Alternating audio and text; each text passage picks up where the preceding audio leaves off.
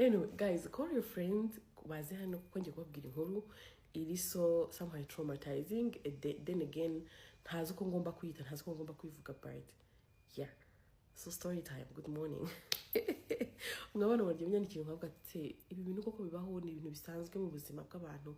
Haba abantu baba muri bino bintu nkavuga ntabwo ngiye mbyemera. Anyway, story time. Call your friend to tell a friend to tell a friend. Mwese mubwirane muzea. Good morning. Umwana mpoganya njyanga ati ngiyewe atebi navukiye mu rugo rufite amafaranga. Twaje dufite amafaranga ahagije ku rwego nyine ruhagije. Ati ngende umwana niga muri kaminuza, ati ndimo ndarangiza ariko mfite ikibazo kiremereye ntazi ikintu cyo gukora. Yanga ati ngiyewe niga mu wa kabiri secondaire. Papa wanjye yagize impanuka, amaze kugira impanuka bibi ikibazo ko aba paralize mu gice cyo hepfo nyine mu maguru. Nimba ari paralize, nimba ari yagize ikibazo nyine ku buryo adashobora kongera kugenda. Tubana gutyo nyine mu rugo, mama wanjye asigara like ukora ibintu byose baragije. Ashakira papa wanjye umunanzi. Aje kugira umuntu wo kwita kuri papa wanjye, twajya n'abandi bakozi bo mu rugo basanzwe. Noneho ngiyewe icyo gihe imvuga mbwa ati ngiye bucura. Niwe bucura, cyo niga muri secondaire bucura, uwo dukurikirana niga mu wa gatanu, uri hejuru niga muri kaminuza ko yacu turabana batatu gusa. Ati ninjye na mukobwa bagira by the way, niwe nawe mukobwa. Baba muri ubwo buzima guys, ibintu ngiye kuvuga mu mbabarire pe. Don't judge me because ni mwabimbwiye, ngomba kujya mvuga ko mwabimbwiye. You get it? Yeah. Ati rero mu gihe cyose ati ubwa mbere ati nari ndi mu rugo nyine ibyo bisanzwe, uri mu rugo urimo uragira. Ati ngiye kumva nyine Nancy ari kumwe na papa ibintu nk'ibyo ngibyo, ari kumwe na papa mu cyumba nyine agomba kumwita ibintu nk'ibyo ngibyo.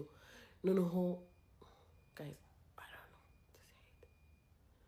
Umwana ngo yagiye kumva nyine yumva mu cyumba nyine cya papa we hahandi abari ku manywa n'ibiki byose rwambikiranye nyine. Then umwana aragenda ageze yasanga nta n'ukuntu afunze like ho mu gufunga, urumva hameze nk'afunguyemo gato. Umukobwa ararungura agasanga the girl, the Nancy yicaye kuri papa we, she's doing whatever she's doing, and nyine umwana arareba mpaka birangiye. Umwana amubwira ati debi nahise numva nanganze papa wanjye n'umunansi cyane ku buryo natangiye nyine kujya mbyerekana ko nabarakariye ibintu nk'ibyo ngibyo. Then the next day urumva nari ndi muri vacances, nabaga niciye mu rugo nkajya nkumva nyine nka yambwira ati nashese kubwira mama ariko numva biranenda. Avuga ati nimbwira mama wanjye akarakara akirukana papa wanjye urwaye ibintu nk'ibyo ngibyo. Nyine umwana wigamo kabiri secondaire imyaka 15 nawe uramwumva. Bwarakeye agiye kumva nyine aragenda arahagarara. None yaraciye nanone yumva nyine n'ubundi biri kuba kwa kundi, aragenda yongera ahagarara areba. Umwana nje yambwira ati ngiyewe I started having addiction to those kind of things. Kureba my dad with the nurse that every day babikoraga hagati ya saa tanu na saa sita. Ubwo ni mu saa ya saa tanu yose. That's what they will be doing even in the evening, saa 10 mbere yuko umunansi ataha. That was their routine like. Kandi nanjye nari naramaze kubimenya iyo nabaga ndi muri vacances naragendaga nkareba. Nkagenda ngahagarara nkareba ku buryo nyine nagize was it like addiction. I used to enjoy, actually she still enjoys it, kuba yabireba ibintu nk'ibyo ngibyo.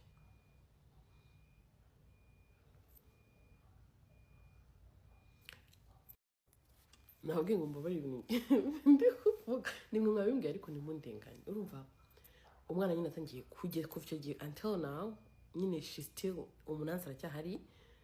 Umunansi ngaje gushaka n'umugabo ariko nubwo ashatse umugabo she still does it with the boss. Icyo cyose gishize mama wabo ntigeze abimenya, umwana nawe nyine wari ubizi. Nababa ntibigeze banamubona wenyine ku giti cyaragendaga afite ngo ukuntu rimwe rimwe asanga bafunze urugi, yajyaga ku idirishya akarunguruka ibintu nk'ibyo nyine ngo yamenyesha ko ibintu byose baba bireba igihe cyose ari mu rugo.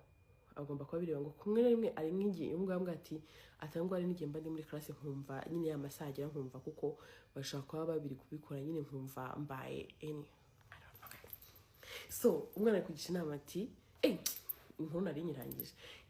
Ejo bundi rero ngo mama wabo yaje kubibwirwa n'undi muntu nyine w'umuzamu wabo, kuko umuzamu wabo arashaka kuba wenda afite ukuntu yamufashe, I don't know, abibwira mama wabo nyine ashaka kwirukana umunansi, ashatse kwirukana umunansi, papa wabo aravuga ati niba umwirukana nanjye turajyana, kuko nta wundi muntu wamenya this and this, things like that.